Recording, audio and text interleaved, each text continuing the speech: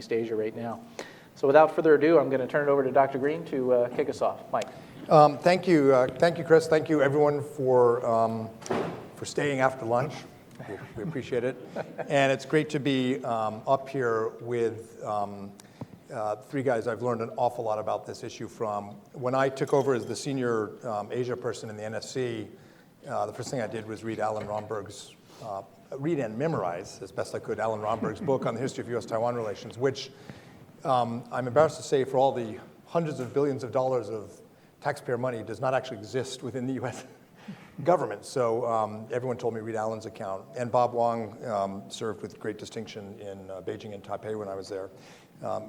So let me make a few comments on how I think we, the U.S. and friends in Taipei, should approach our dialogue and our relationship and our cooperation as we enter not one but dual political cycles at the same time. I look forward to seeing how I'm misquoted tomorrow and your questions.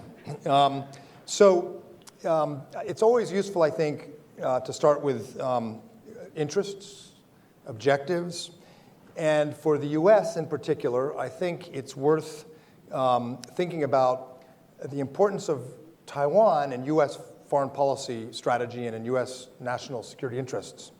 Obviously, Taiwan is a variable and often the variable in the U.S.-China relationship, and one of the largest, many in this room would argue, the largest foreign policy challenge the United States faces in the decade ahead is managing relations with a growing China. So in that context, everyone will immediately recognize the importance of getting Taiwan policy right.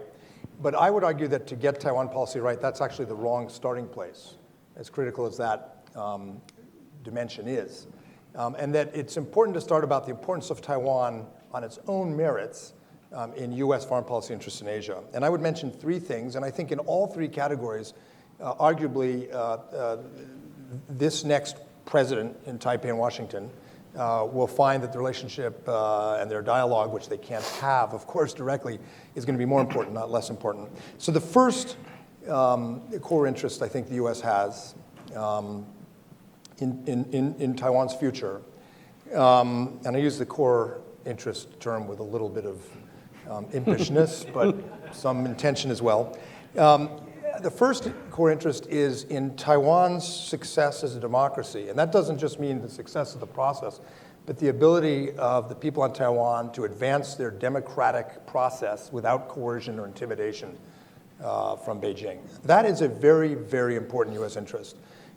Because as Chinese power rises, there will be a contest between Beijing's material power and the normative or values that have underpinned peace and stability in the Pacific. And Taiwan will be right at the forefront of that question. The second, which I also would argue is a core interest, is one that is coming back. And that is the fact that Taiwan sits right in the middle of the first island chain. And one of the most problematic manifestations of Beijing's new power, but more importantly, Beijing's new assertiveness, is what's happening to the maritime security domain. And the degree to which Beijing has demonstrated a readiness and a capacity to use military, economic, diplomatic, informational tools to intimidate claimants to territories and waters in the first and second island chain. We used to think for a long time, certainly when I was in government, of the Taiwan problem as a security problem in the context of cross-strait security. But I think over the last decade, basically since I left government, and maybe it's because I was too dumb to think of this, but I think rather it's that the nature of the problem has changed. Now, increasingly, we have to think about the security of the whole first island chain, which stretches from Japan through Taiwan Straits to the Philippines, and the second island chain, which goes sort of straight down through Guam. In the years before the Nixon-Guam Doctrine in 1969, almost every U.S. National Security Council document, mostly declassified now, start with some reference to the importance of the security of the first island chain. So this isn't new in our history, but it's coming back, and Taiwan is is right in the middle of it, and it was for Cannon, it was for Atchison, the importance of that offshore island chain and of Taiwan's position in it. And that means we don't want Taiwan to be a vulnerable flank or a vacuum in terms of maintaining stability in the entire first island chain. And therefore, Taiwan's defense capabilities matter to us, and I think should matter more in this broader context. And the third interest is the economic integrity and growth of Taiwan. And, there's a tough balancing act because obviously growth depends on a very robust cross-straits economic relationship, which is in U.S. interests, but also the integration of Taiwan's economy into the expanding trans-Pacific economic frameworks. TPP, of course, but there are going to have to be stepping stones to TPP. So in that context, we ought to be thinking pretty hard about this election and what it means for the U.S., not in terms of the outcome as much as what the next presidency should focus on, or what we hope they'll focus on to help us support a future for Taiwan that is in our interest. And I should say, it goes without saying that I don't think the next president, there are one or two candidates who will go nameless, who I really can't predict, but I don't think the next president's going to change the core canonical position of U.S. interests, one China policy, Taiwan Relations Act, no unilateral change in the status quo. I don't think it's changed very much, and I don't think it will change that much. I think that should go without saying. So in terms of process then, how should we here in Washington and Taipei talk to each other over the coming year and a half, 2 years as we have our presidential election cycles? I would say for Taipei, based on my experience in the NSC during Chen Shui-bian's re-election campaign, I would say for Taipei there are 3 no's. Other people have their no's. These would be my 3. The first is no surprises. That means constant dialogue. It doesn't mean calling at midnight before some announcement to tell Ray, by the way, we're going to do X tomorrow. It means constant dialogue. So no surprises from Taipei. Should go without saying, but second, no unilateral changes to the status quo. What is the status quo? Jim Kelly was asked this once in testimony, I remember, and managed to answer it without answering it. It's kind of like the famous Supreme Court decision on pornography. If it quacks like a duck, it's a duck. Well, kind of no. You don't know by having a long NSC document on what the status quo is. This flows from a constant and honest dialogue with political leaders in Taipei. And kudos to Ray and others who've made that so robust in the past years. And third, and this is about the future of the next government in Taipei, no free riding. I think to have a more robust trust and understanding, it's worth all the candidates in this election in Taipei thinking about the defense budget, which has never come close enough to the 3% promised by both the KMT and the DPP.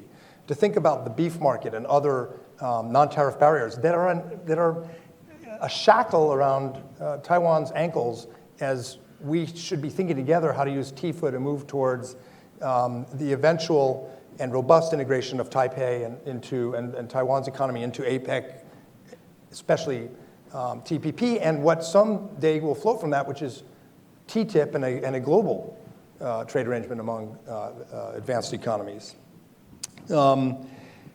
Okay, 3 no's for the U.S. administration. I think the administration has learned these lessons, but first, no taking sides in the election. No appearing to take sides in the election. No saying anything to the Financial Times that looks like you're appearing to take sides in the election. Second, no pressuring candidates to take positions that are not politically realistic. I, in particular, I don't know if others on the panel agree, I don't think the U.S. government should be pressuring Tsai Ing-wen to accept the 92 consensus, for example. I think, look, if one of my core interests matters, that Taiwan as a democracy should set its future, we shouldn't be dictating that. We should be setting up clear parameters of what would harm our interests, but we shouldn't be saying what outcomes should necessarily be. We can do what some people call intellectual facilitation, which is lots of questions. It's my 8-year-old does that to me now. Why, Daddy? Why? Where did all the dinosaurs go, Daddy? Well, they went extinct. Why, Daddy? That kind of intellectual facilitation. And the third one no violation of the 6 assurances in talking about Taiwan's election with Beijing. No promises to Beijing about ways we will handle this election that are not entirely consistent with our policy and with the 6 assurances. And if you need to know what the 6 assurances are, Alan can give you them with chapter and verse. Finally, I think both sides, as a broad point, will have to expand dialogue. There are some examples of how not to do this. When I was in the White House, before I took over, we had 2 parallel and inconsistent dialogues between Taipei and Washington. And this is no big secret for people in this room. We had one dialogue with certain officials in the Bush administration that the deep green really liked. And we had another dialogue with certain officials in the US administration that the blue camp liked. And one of the things Randy Shriver and I and others had to do in 2004 was consolidate our message on Taiwan in the White House and sort of discipline everyone. It's important for the US side to have considered this and not have the message be too personalized or dependent on certain personalities. There needs to be an NSC-led administration understanding of what our position and dialogue would be on Taipei. But also, it would be a big mistake for either candidate or either party to cherry pick what they're hearing in Washington if they're serious about governing. They have to understand, they can't just pick people who are going to say things that sound good for a candidate, because that will come back and backfire. There needs to be a consideration of the administration's view. And some care about not saying that candidate A or B in our election will be radically different for Taiwan. And that's on us. And frankly, I don't have a fix for that, because here I'm describing all the disciplines Taiwan should have in its election. And, we are going to have problems because there's a very robust and surprisingly unpredictable political debate in both parties, especially the Republican Party. But I do think it is highly, highly likely that whatever you hear out of the campaign, U.S. policy is not going to change that much when the dust settles. And very, very last thought, and then I'll stop, Chris. I hope the administration takes a page from Ronald Reagan when talking about these kind of issues. I interviewed George Shultz recently for a book, and he told me the story of the first high-level visitor Ronald Reagan had in the White House after the third communique. This senior Chinese official came in and said, we don't like the Taiwan Relations Act. It needs to change. And do you know the story? And Ronald Reagan said, you're right. We need to toughen it up, which is a classic George Shultz moment, but it was Reagan speaking, and there's a lot to be said for that. We shouldn't, in this very dynamic and fluid electoral process in Taipei, make it appear that in any way our commitment to the Taiwan Relations Act and the success of Taiwan's democracy and economy is diminished. Thanks. Thanks, Mike. Alan? Sure. Well, we don't have the lectern anymore. Yeah. It departed. You can do an interpretive dance, however, if you would like. Well, I am going to speak, however, from some notes, because that's the only way I can discipline myself to speak within the time limit I have. I'm going to approach this issue a little bit differently from Mike, but I think quite consistently with what Mike has said. Obviously, most people in this room, and when I look around, that's an understatement, are familiar with the basics of U.S. policy toward Taiwan. As viewed from Taipei, the key document, of course, is the Taiwan Relations Act. And as we know, especially those of us who have had the privilege of sharing the wisdom of Richard Bush, while the TRA is an important statement of policy, it is perhaps less precise as a statement of commitments. Nonetheless, I think it would take something of a revolution in American posture for the U.S. to abandon the very strong sense of responsibility that we have for bolstering Taiwan's economic, political, or security foundation. And I, for one, don't see that revolution coming. For the U.S., on the other hand, policy toward Taiwan is not only based on the TRA, which of course it is, but also importantly shaped by the 3 U.S. PRC joint communiques. At their core, of course, is the fact that while the U.S. does not accept the PRC's view of the cross-strait relationship. It also eschews pursuit of a policy at odds with the PRC's One China approach. Now, to some extent, we can see the art of these communiques in the form of parallel statements. But that art is seen not only in the individual points of each side's words, it's also seen in the carefully negotiated linkages between the positions of one side and the other. Now, some people see irresolvable inconsistencies in those crucial documents, and of course those do exist. But I tend to focus on their ability to bridge important differences, and sometimes perhaps creating what I would call constructive ambiguities, but at the same time leaving the initiative, from our perspective, in our own hands. This is the disadvantage of not being at a lectern. Of course, other policy statements have been made over time to explain or expand on the language of those documents. And sometimes colleagues from the PRC want to cite statements made by American presidents, especially in private, that have gone beyond the communiques that might seem to lean in Beijing's direction.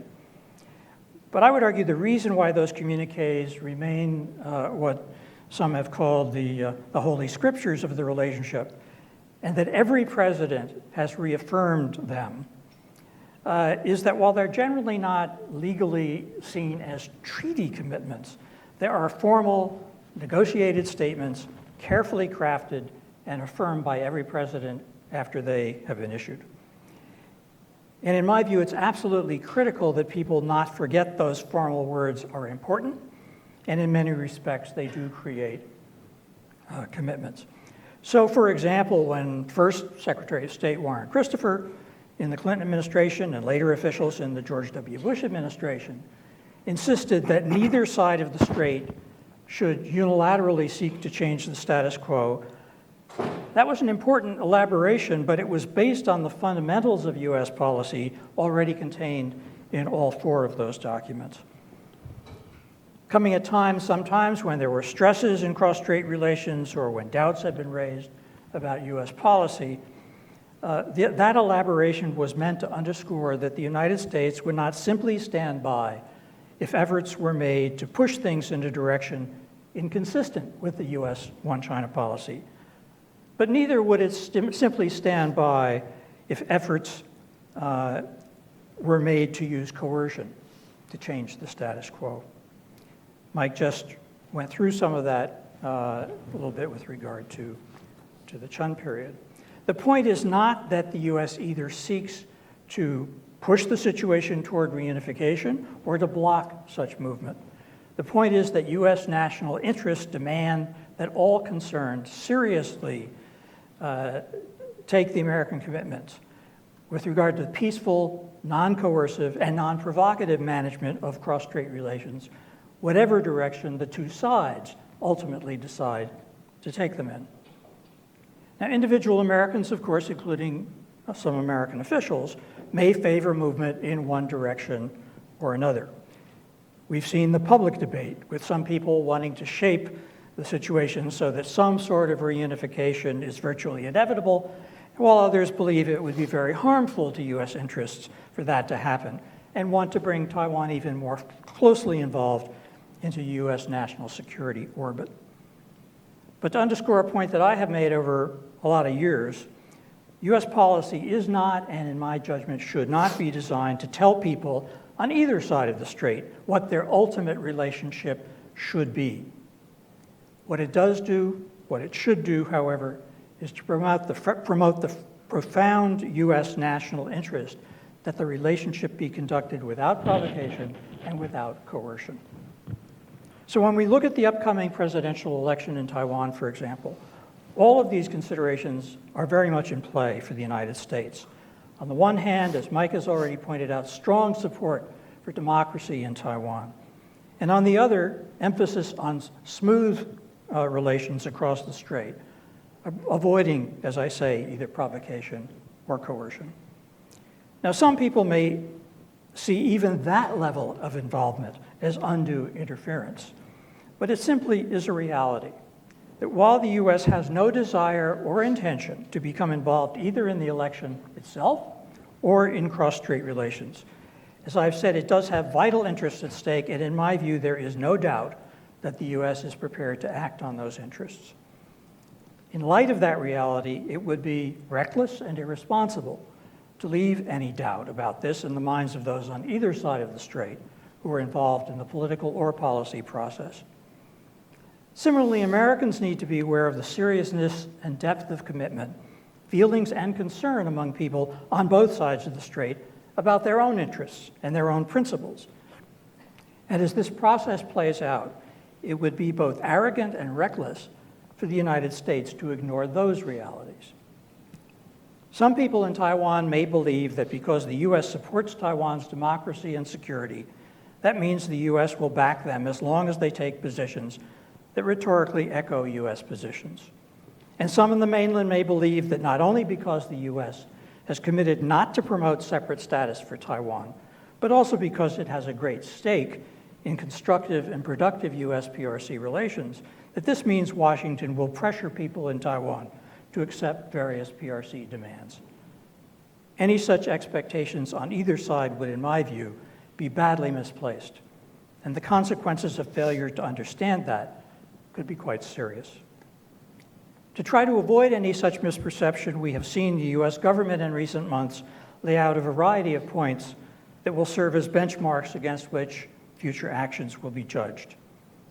Reference has been made, for example, to the importance of maintaining a firm basis for maintaining peace and stability going forward, and to the fact that the high quality of the U.S. unofficial relations with Taiwan in recent years has been importantly grounded, among other things, in the stable management of cross-strait relations. It's also clear that PRC use of coercion seriously affects American attitudes and generates a response.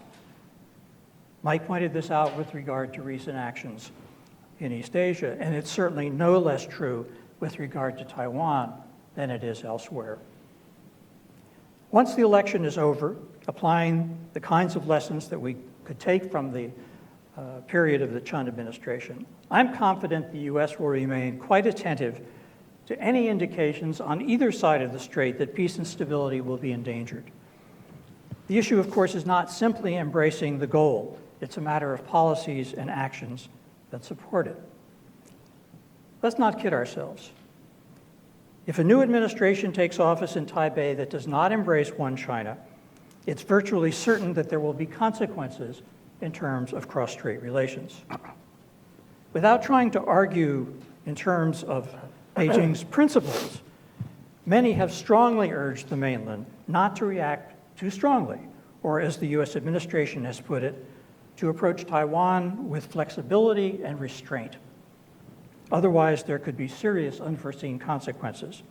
But that isn't a judgment we can make. Similarly, there may be pressures on the winners in Taiwan, perhaps whoever wins, but especially if the DPP emerges victorious, to make a somewhat sharper break from the past than the rhetoric so far has suggested. That too could have unforeseen negative consequences. But here again, it's not a decision we can make for them. What Americans, especially I would argue those in the US government, can do is to make clear that these matters are not just sensitive and important in Beijing and in Taipei, but also for Washington. And just as the US needs to take account of the likely reaction on one side of the strait or the other to anything that Washington might do in this realm, those in the mainland or in Taiwan who would be inclined to significantly change the direction of cross-strait relations that has existed over the past 8 years need to take account not only of the likely reaction on the other side of the strait, but also in the United States. So just as people on both sides of the strait will, to coin a phrase, be listening to the words and watching the actions of those on the other side during the campaign, between the election and the inauguration, during the ascension of the new administration in May, and once that new administration is in office, the U.S. will also be doing that. And it will determine its actions and its reactions in accordance with the basic tenets of U.S. policy toward Taiwan that have been in effect for 35 years. Thanks very much, Chris. Thank you. Appreciate it.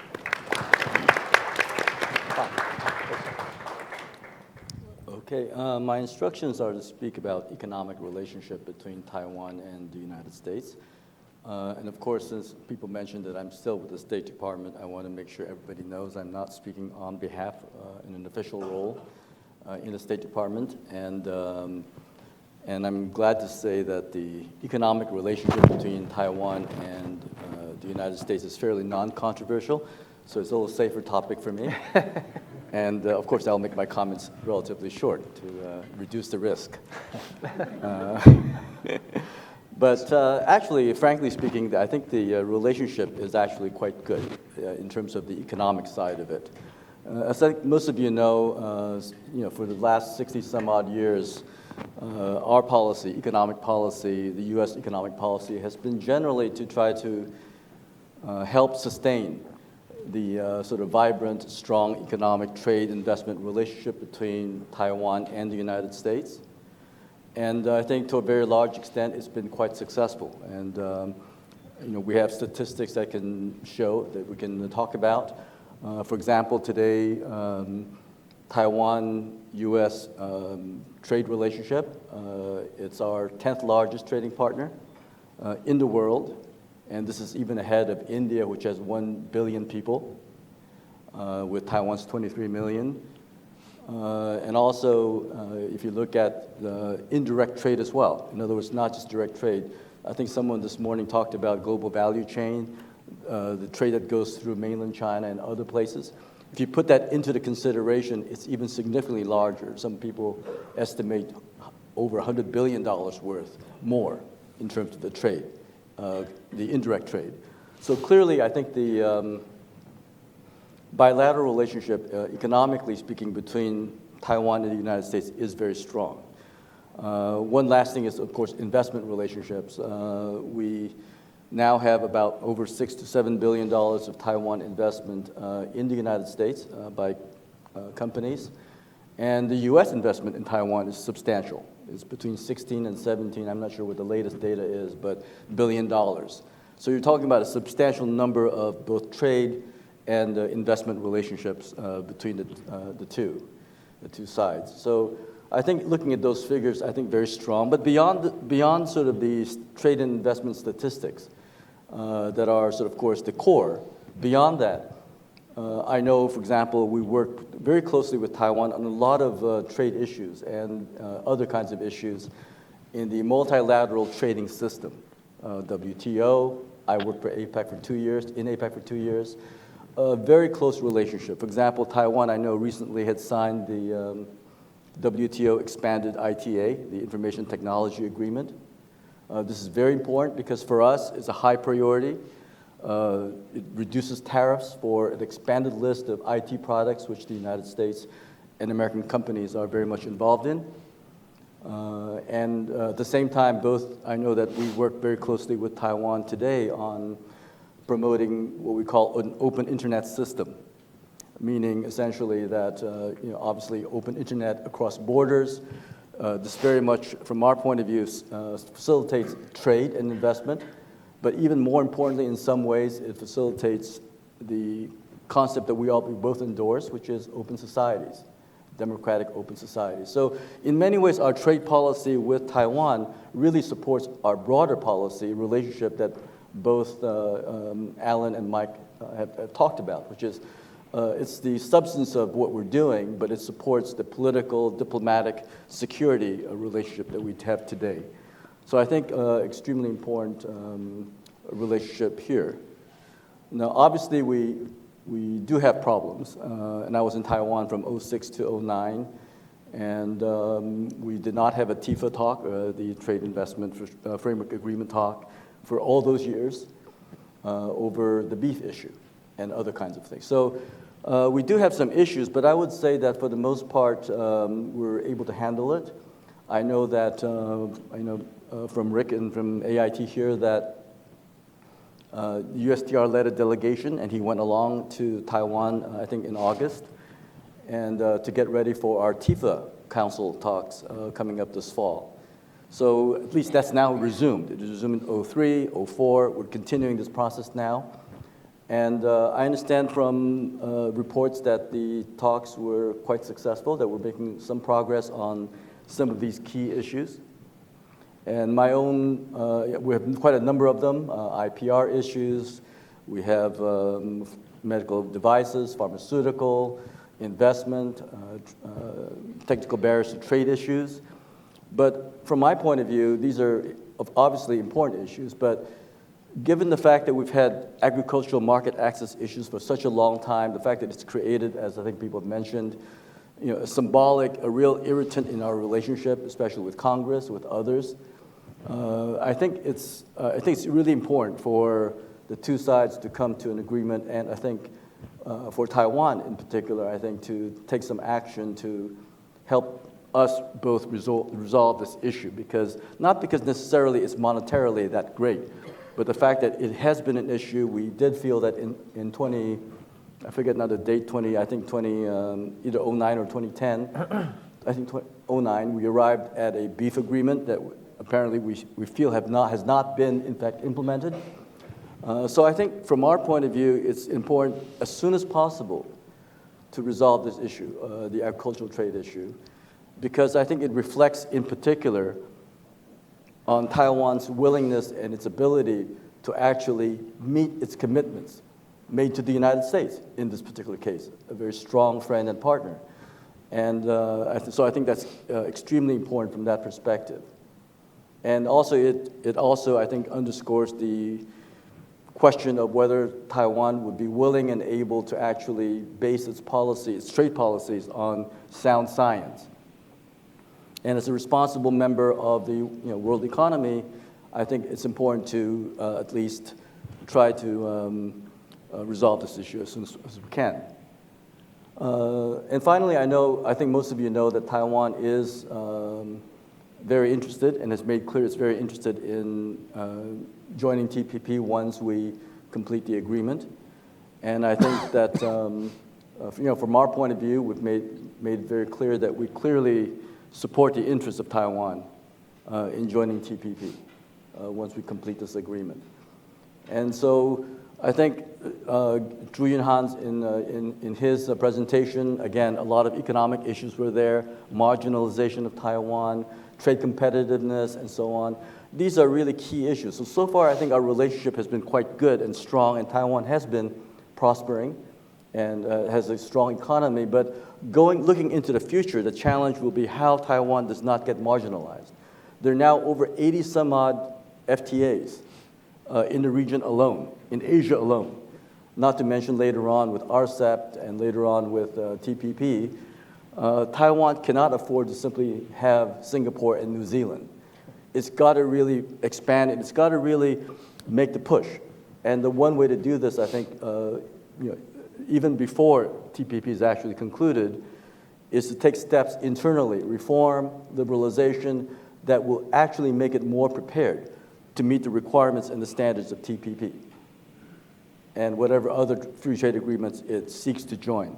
So although that may still be down the line, I think Taiwan can do many things. And both administrations, whether it's the KMT or the DPP administration coming up, must make this a key priority because it is essential to Taiwan's sustained economic growth, which is important to Taiwan's sustained political stability and growth. So I think that these are really important challenges for both sides. We need to step up as well and work with Taiwan to try to see if we could get this together. So that's all I have. Thanks, Bob. I appreciate it. Before I turn it over to the audience, I guess I'm struck to some degree by what we've heard running through all of the presentations today is something about this sort of sense of change in a lot of the key ways we look at various issues in cross-strait relations. We had some very interesting demographic and polling discussions in the first presentation this morning. I think Shelley made a very compelling observations during her luncheon keynote with regard to thoughts about reunification and independence sentiment. Mike, you raised the issue of thinking more about Taiwan, not in a cross-strait defense context, but in the broader sort of theme of China's emerging military strategy and maritime strategy in particular, and how you respond to that. So I guess I would ask each of you in your respective areas, how much should we be paying attention to this change, and how should it affect U.S. policy? So Mike, for you, as you think about U.S. defense planning with regard to Taiwan, how does that shift from a straight cross-strait, sort of focus to this notion of the island chains and the broader maritime strategy? What implications does that have for U.S. policy? Alan, for you, in your piece, you sort of talked through the canonical status of the various agreements and how important that is. I'd ask you, to what degree do you think they still serve us well, with regard to some of these changes that we're seeing, and should U.S. policy think more creatively about how to adapt those documents in light of the changes we're seeing? And Bob, you sort of stole my thunder, but a lot of people do comment about how the best way Taiwan can maintain its independent position and so on is to actually do the very difficult things internally that it needs to do with its economy to position itself to participate in TPP and other agreements, to take counter moves, if you will, to some of the sucking sound of the mainland's economy. So I guess I'd ask each of you to comment on those, and then we'll turn it over to the audience. Thank you. So you broke those down into basically defense, diplomacy, and economics. And rightly so, but the first point I would make is, from a U.S. foreign policy strategy perspective, each one of our respective questions can't really be answered without all three being addressed. Sure. In terms of policy. You can't just do one of these lanes now. In terms of the defense or security piece, the trend in maritime Asia over the last few years, as you know, Chris, has been for Japan and Australia, Japan and India, the Philippines or Vietnam and Japan to cooperate more on capacity building, intelligence sharing. And that is probably a bridge too far right now for Taiwan in many respects. I don't think a collective security,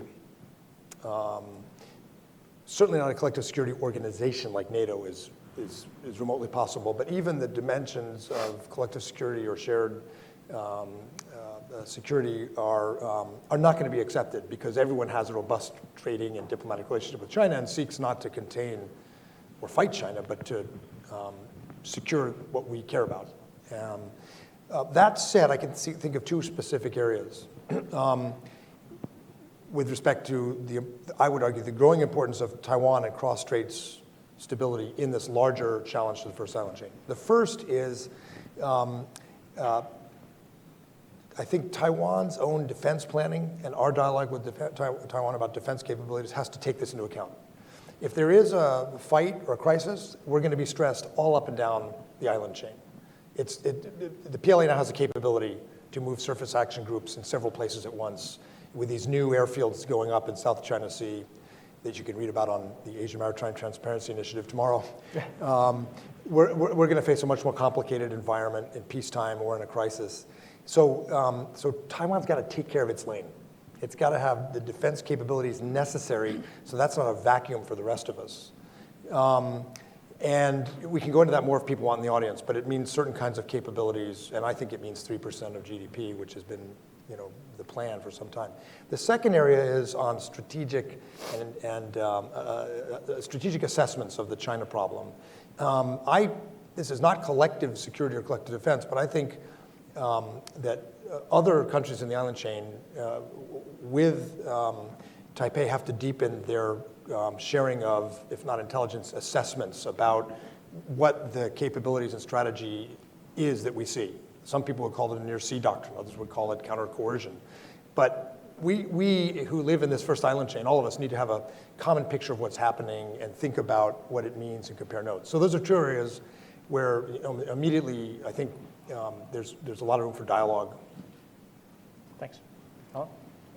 Just on Mike's first point, this is a longstanding problem, and I can recall back in the China administration when I used to make the point that it cannot be that the United States cares more about Taiwan's defense than Taiwan cares about its own defense. And it was the same argument. They've got to really step up to the plate on this. And my sense is that both parties at this point are committed to this. Whether that then translates into action, we'll have to see. On the communiques and the TRA and so on, I guess I'm in the position of saying I think that in terms of the documents, they still serve us very well. Situation has obviously evolved significantly within Taiwan. That's the biggest change on that side. The PRC has gained enormously in strength and prestige.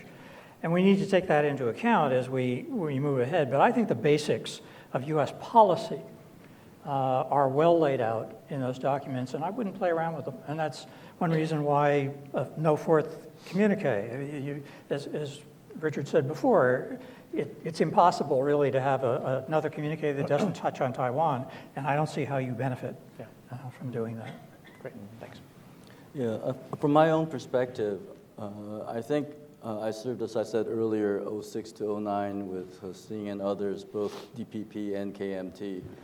And the point we try to make to them at that time is the fact that your sort of your economic development, your sustainability of your growth, and so on, is really should not be a political issue between parties.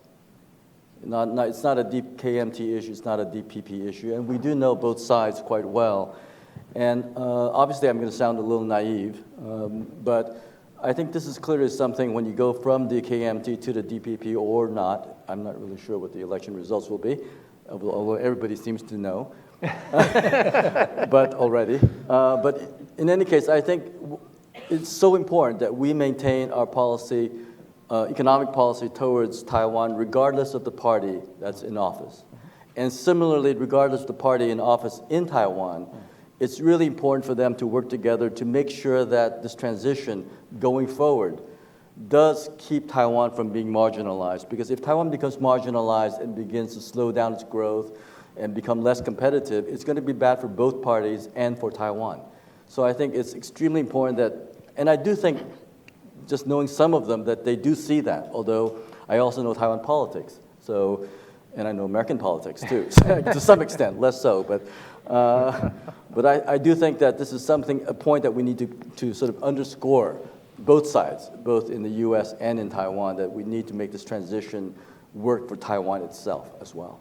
Great, thanks, Bob. All right, we'll go ahead and open it up to the audience. As always, please identify yourself and do confine yourself to a question. Chris.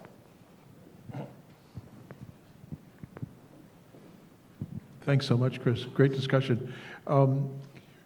We have a summit coming up between Obama and President Xi, assuming that the cyber stuff doesn't blow up in some way and it gets canceled. Is Taiwan one of the things that you talk about? I think all you guys have been involved in U.S.-China summits, and you've sat in the room and you've heard how the two leaders talk to each other. Does Obama say something to Xi like, so we got an election coming up in January, how do you guys see that? Or does he say, I'm talking to my buddy Shelley, and she tells me she's a little worried that you may think time's running out. Do they talk about that? In other words, is Taiwan, and some of the things we're talking about today, is that a summit topic? How should the President of the United States approach these issues and these concerns? And is the summit, this coming summit, an opportunity for that? And if so, how should he talk about it? Thanks. Well, it will be a summit topic. In the 5 years I was in the NSC, Taiwan was a topic in every single summit or every single meeting. The amount of time it took went down from about 40 or 50% to about 5% by the time I left. But I think this year it'll go up again. And if I were in the White House, I'd tell the president, you don't have to say, how do you see the Taiwan election or anything, because you can be sure that Mr. Xi will raise it and will tell you, what he thinks. What he thinks. Thank you. And we can all imagine what he thinks. And then I think at that point, the president should make two themes very clear. One, our position, and he can put Alan on the phone, has not changed and will not change with respect to the canonical texts, and including opposition to unilateral changes to the status quo by either side. But I would advise the president to make a second point, which is we, the American people, I, the president, think it is a wonderful thing that this presidential election is happening. And this is very, very important for our values and our interests, and make sure that part is at least as clear. Yeah, it will come up, and Xi Jinping will raise it. Whether he does what a number of Chinese representatives have done and say, you Americans need to take this really very seriously because the risks to US PRC relations are pretty significant if things go off track. I don't know if he'll do that or not do that, but clearly I think he'll want the president to understand that that's his view. Whether he would lean on the president, as others have leaned on other Americans, to try to persuade the DPP to shift toward a one China position. If I were advising Xi Jinping, I would advise he not do that because I don't think it'd get a very positive reception, but I don't advise Xi Jinping. But I think that the point that Mike makes is right, that the president's position is going to be support democracy in Taiwan, but it's also going to be support consistency of American position, our one China policy. And that, if you really want to understand it, of course, although it's 10 years old, you read my book. But it's a serious issue, and I think that the Chinese leadership can understand it. I think it does understand it. And I think it is genuinely concerned, for all the kind of reasons we were talking about earlier today, that they may face a challenge. Exactly how they see the U.S. role really playing out, I don't know. But I think that you recall in the Chen Shui-bian administration, the U.S., not in collaboration with the PRC, but because of our own interests, also was very unhappy with some of the provocations we thought we saw coming out of Taipei. And they may want to think that we can do this again. And as I've said and others have said, I don't think we're going to tell anybody in Taiwan what to do, but we're going to look out for our own interests over time, and we'll have to see what that means. I'll defer to Alan and Mike and pass. Good. Next, Richard.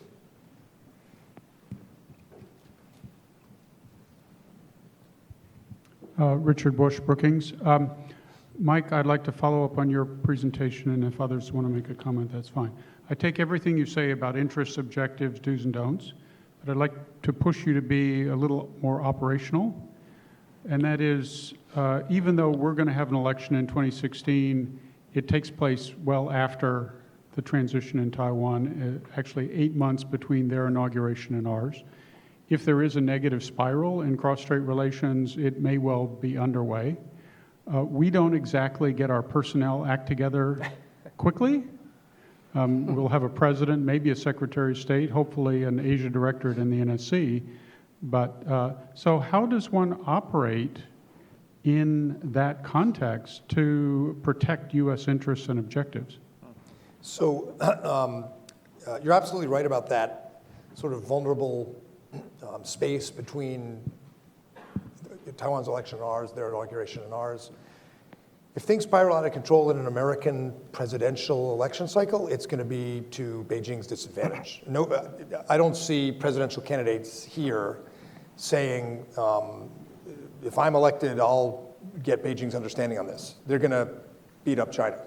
So that is an important thing for our friends in Beijing to remember, that a coercive response, if Tsai Ing-wen becomes the president, a coercive response, and even Chen Shui-bian, lost Nauru in the diplomatic war, which is considered an early kind of blow. People now are imagining all sorts of other larger steps should the DPP come back to power. That will make an imprint on the new administration here. And in the context of our politics, it will be China's coercion that will be the story, not the subtleties of the 92 consensus or things like that. So it will play badly for China. The candidates who never imagined Donald Trump and Bernie already have advisors and policies and experienced people sort of thinking through some of these things. There will be transition teams. Some of the most effective diplomacy in the history of Asia was during transitions. The Reagan administration with Korea and the very, very sensitive, problem with Kim Dae-jung and his arrest and so forth. So there will be people who are known to be close to the president-elect, unless we get a completely, out of the box, inexperienced person. But then all the think tanks will be rounded up anyway, so we'll talk on the train. I'm not too worried about that part, but a little more problematic is what candidates say. So we don't have to wait until July 2017 to have a policy on this in the U.S., no matter who wins on the U.S. side. I wonder if I could just add a little bit to Shelley's half-full glass. I think that the trends that she identified in her speech are trends that are of considerable concern to Beijing. But I would be very surprised if anything happens after the Taiwan election that sort of pushes the situation toward a real security crisis. I don't think that's how, despite the fact that there may be some internal concerns in Beijing, internal maneuverings in Beijing, which would lead Xi Jinping to try to do something in terms of nationalism. I don't really think so, to be honest with you. I think that this issue, the Taiwan relationships, are both so sensitive but also so special, not like foreign policy, if you will, from Beijing's perspective, that it could control that more, and it needs to watch out more, because it could really trigger a kind of a crisis that would be unmanageable at the end of the day. And certainly, if there were a coercive response, I think Mike's points are right on target. So I think that we will see, as I said in my remarks, we will see some consequences if you have an administration take over in Taipei that doesn't accept one China. But I don't think that those consequences are, unless we get into a very negative, vicious cycle here, which is a risk, I don't think they're going to be so consequential that we're going to end up with that kind of vision of a security risk for Taiwan. Now, over time, we'll have to see what happens. But even then, I think was pointed out earlier, people in Taiwan are not anxious, are very risk averse. They do not want a crisis. Why is the status quo so strongly supported, even within its gradations? Because of that. And you and others pointed out the real reasons that Beijing, it may have reasons to act, but not to have a crisis. I agree with that, 70, 80, 90% agree with that, but what worries me a bit is it's not the Taipei side. It's how Beijing interprets what Taipei does. And what worries me is when the last time China used this kind of coercion, broad writ, it was a decade or more ago. I mean, it depends on whether or not you count the anti-secession law. But the last time, the capability of the PLA to put on a major demonstration of force, either with missiles or surface combatants or fighters, is several times larger than what it was last time Beijing put on a major demonstration of force to try to intimidate Taiwan. And I think the South China Sea developments would suggest that our expectations of China's concerns about blowback from this kind of demonstration of military force or action, their concern is not as high as we thought. So, and they may be thinking that our response is not as high as they expected. So I mention that because I think there's a possibility, I could imagine a scenario where within Junang Hai, they think we'll just shift what we've been doing in the East China Sea and the South China Sea to the center. We've been doing it anyway. We'll demonstrate the enormous capabilities we have. It will be much bigger than the last time Taiwan saw us do this. The Americans haven't reacted as strongly as we thought to these other cases. I'm not predicting that, but I could see that scenario and things flowing from that. Can I make Yeah, a comment? Yep. but please, yeah. As I look at it, what China has done in the South China Sea has not, up to this point, pushed an American button in terms of direct military response. Even though Right. we have no formal defense commitment to Taiwan, I think that if there were an effort to use military coercion against Taiwan, that would be a rather different situation. And I don't think Beijing is at all interested in testing that proposition. If you'll tolerate one more, so I think between us it comes down to how you define coercion. And because I can imagine things that would have a major impact on the American view of this problem in a presidential cycle that may fall short of what you consider coercion. Well, you're talking about the PLA. Yep. That's what I'm responding Talking about the PLA. I'm not talking about attack or physical force or kinetic force. I'm talking about demonstrations of capability in a very explicit way, which I could imagine. I'm not predicting it, but yeah. And not to prompt the U.S. attack, but in a way that would cause the debate in this town to go in different directions. Right here, yeah. Wait for the microphone, please. Wait for the microphone, please. I want to push these two gentlemen, a little bit further, but in a different direction. I think when Richard talked about negative spiral, I don't think he necessarily referred to coercive measures, okay? But nowadays, Beijing have a range of options by taking back the carrot one by one. Yeah, that's true. And under that scenario, I think it's very difficult for either for sitting administration or for president-elect, to react in a very decisive way. I think that really, that's more realistic scenario. Yeah. Thank you. Bonnie.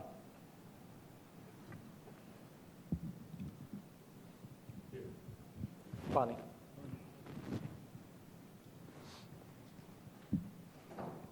Thanks, Bonnie Glaser, CSIS. First, I wanted to agree with you and Han that I think that the Chinese have such a huge toolbox that begins with stopping tourists from going to Taiwan and not issuing Taiwan an invitation to go to the World Health Assembly and taking away their diplomatic allies. I mean, they had the economic interdependence is so great. We saw them use this against the Philippines and Japan.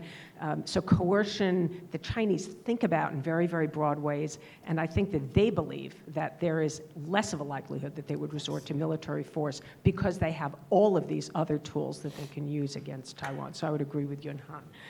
My question to you in particular, Mike, is we were talking earlier with Szu-yin in a panel this morning about how the U.S. should play a particularly active role, and that would probably begin after the elections in the period before the inauguration, but even after the inauguration. And I was talking with a scholar from the mainland earlier this week about the Chen-Shui period, the role that the U.S. played and the role that the actions that the Chinese took and that Taiwan took. And I was trying to draw him out on lessons that the mainland drew. And so I wonder if I could, since you were in the White House at the time, what are the lessons that you draw from that period? What are the moves that were made that the U.S. policy that were right, that were wrong? How might you critique how the Chinese reacted to the election of Chen-Shui? Are there lessons that we can draw from that period that you would then apply to how the U.S. and the mainland should manage this transition in Taiwan? Thanks. Yeah, on the last point, just sorry to hit it one more time, but all I would say is I think it would be a mistake for U.S. policymakers to assume that a demonstration of military force or military coercion is highly unlikely after the election if Beijing feels it has to react. I wouldn't count on Beijing's reaction being limited to, your point is very well taken, but I wouldn't count on Beijing's reaction being limited to stopping tourists or other things. Those don't grab public imagination or the leadership's attention the way a physical demonstration of force, not an attack, but a physical demonstration of force does. And again, as I said, I'm not predicting this. I just don't think we can rule it out as a scenario. And I think it'd be a mistake to. And I mention that because if we want to make sure that doesn't happen, we have to think through on the other side how we demonstrate our commitment under the TRA and so forth will not go away. So I need a couch to lie down on if I'm going to talk about my experiences in the Bush administration on Taiwan. No, just kidding. So I do not think, personally, I do not think, as some scholars have argued, that the problem was that President Bush in April 2001 said in an interview, what would you do if Taiwan came under attack? And he said, I would rise up. I don't think that was a problem, frankly, and neither did he. He knew what he was saying. The problem was more process. And we had 2 dialogues running with Taipei out of Washington. And Randy Shriver and others and I had to knit those together and make sure we had one line of communication that was authoritative on both sides. And I thought we were pretty effective, actually. The other thing we did was we didn't just focus on the don'ts, don't, do not, the no's. We spent most of the time talking about the affirmative. What do we need to do together in terms of international space? At that point, the World Health Assembly was a very big issue. We were able, because of that dialogue, to coordinate much more effectively with Japan and eventually our European and Australian friends to speak with one voice on some of these issues with Taiwan. All of that paid off for Taipei, but also helped us, and the message to Beijing was important. So think about friends, allies who will have an impact. Japan's a big one, but that's not enough. The NATO, EU, Australia, Southeast Asia. But you can't build that. You got to start with a U.S. Taipei dialogue that builds trust and some agenda for moving forward, and some understanding of what, where the rails are, where we're going to start to get uncomfortable. The other thing is to recognize that the President of the United States will develop relationships with other leaders in sensitive areas because he can talk to them on the phone, he can meet them in person, and you cannot overstate what an effect that has with Taiwan, and how, frankly, as a senior director for Asia, I had to go and tell the President, based on reporting from Taipei, based on very capable David Lee and others who were here. We had to go in and sort of explain for the President where we saw things going, where we thought Chen Shui-bian was, often in contradiction to what was showing up in the press. So the incoming administration here should recognize you can say stuff in a campaign, you can have bureaucratic mismatches, you can have problems, and often the President can get on the phone or have a summit and you start fixing those issues. You can't really do that with Taiwan in the same way. And if you know that, you'll start establishing these authoritative channels. If the candidate or President cares, which all advisors should work for, they'll find a group of people they trust, they'll have inclusive views, and then Taiwan will know that. Thanks. The man sitting next to you is a key part of the answer. Let's see, the gentleman in the white shirt there.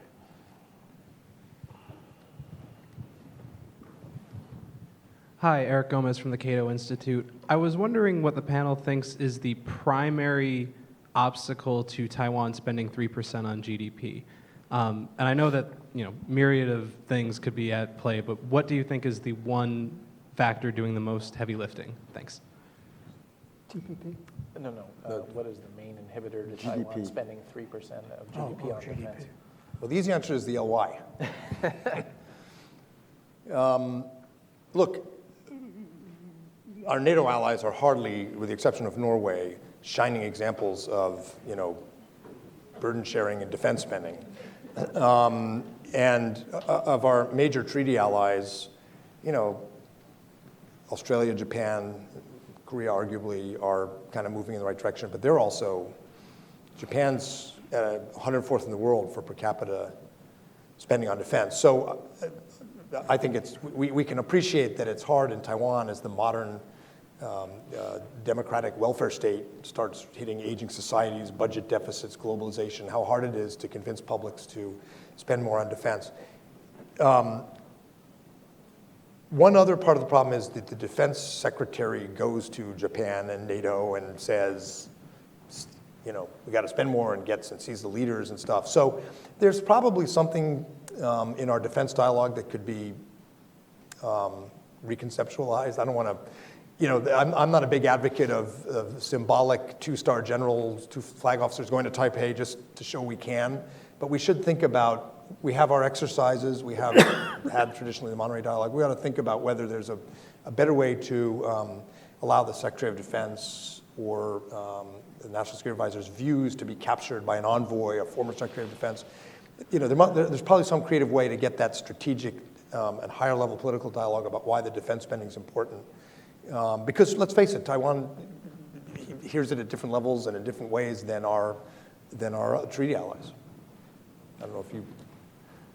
No. Okay, Mike.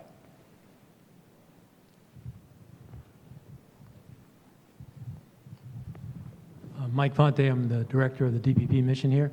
Just on the point of defense spending, DPP has a whole range of defense papers it's put out. I think if you want to get access to those, look at our website. It'll show you the commitment I think the DPP has to really good deterrence that's serious, that doesn't depend upon free riding, as has been mentioned, and we'll try to get to the 3% level through a variety of means. So I just wanted to put that on the agenda.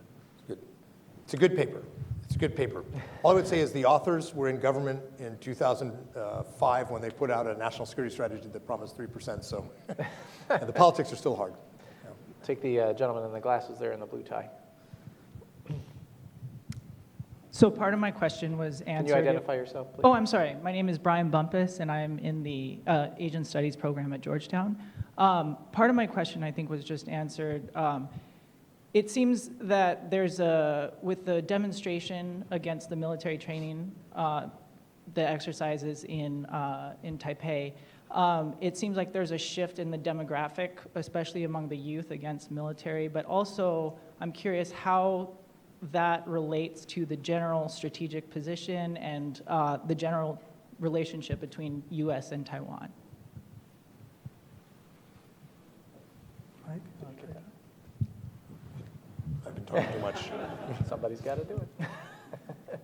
No, the only thing I would say in response to that is on the issue of a volunteer force versus a conscription force. Volunteer forces tend to be pretty expensive. And the Ministry of National Defense in Taipei has been working on that transition. Now it's clear it's going to take longer and it's not going to be 100%. But to go back to Mike's point, where they were running into problems go back a year, even 2 years ago, was on budget with the LY, with the legislature. So all the good intentions are necessary, but they're not enough. On the part of the policymakers. You got to work the politics of it to make it happen. And so if we're going to hold Mike Fonte responsible if the DPP happens to win both the LY and the presidency and we don't get there. That's Well put. Okay, maybe one more. The gentleman in the back there, you've been very patient. Hi, thank you for the wonderful discussion. My name is Yang Chen from the G.W. Elliott School of International Affairs. Thank you for talking about the one side of Xi Jinping, in which we see that this powerful man has lots of difficulties at hand. However, we seem to have forgotten that this is a man who has taken bold actions, made bold decisions. He means what he says, and he says he's going to do what he is going to do. So recently he said the issue of Taiwan cannot be dragged on for generations. So that statement worries me.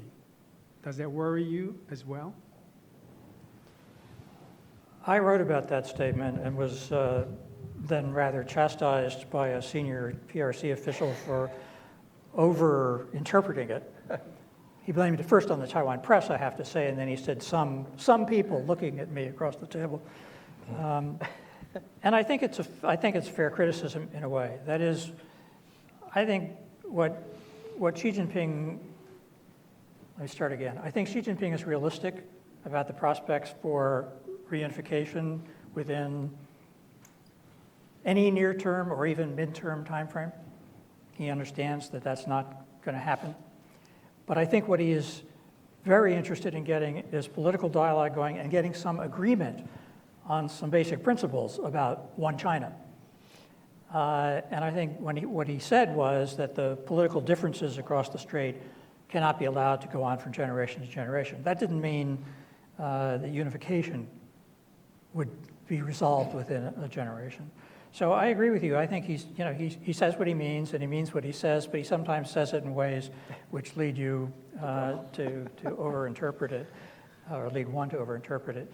And I haven't heard him or read about him repeating that phrase. Now, it was repeated, I think, by one senior official once, but the basic thrust of what you hear out of responsible people in Beijing is that it's the political dialogue dimension and the concern that without it, things will go in the wrong direction, pick up on some of the points that Shelley was making earlier, and that you may get to what one observer is well known for having talked about in the past, which is peaceful separation. And so I think that's the focus of this, not to push for reunification in any near-term time frame. Anyway, that's my understanding. I would say Alan's reflection on his